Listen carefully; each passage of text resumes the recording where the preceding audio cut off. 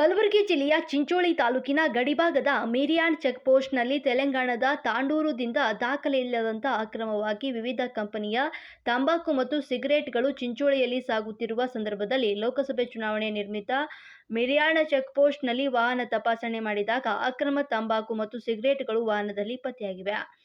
ಅಲ್ಲಿ ಅಂದಾಜು ಮೊತ್ತ 135 ಲಕ್ಷ ರೂಪಾಯಿ ವೆಚ್ಚದ ತಂಬಾಕು ಮತ್ತು ಸಿಗರೆಟ್ ಹಾಗೂ 7 ಲಕ್ಷ ರೂಪಾಯಿ ಮೊತ್ತದ ವಾಹನ ವಶಕ್ಕೆ ಪಡೆಯಲಾಗಿದೆ.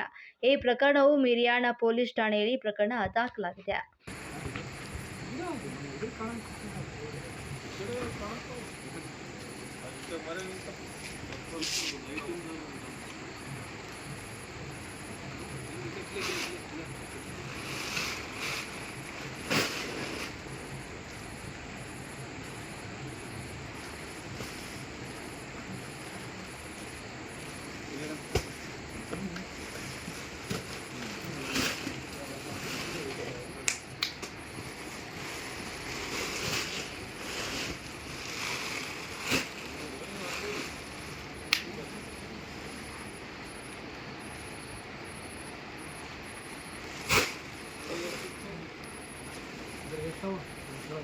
Какая еще?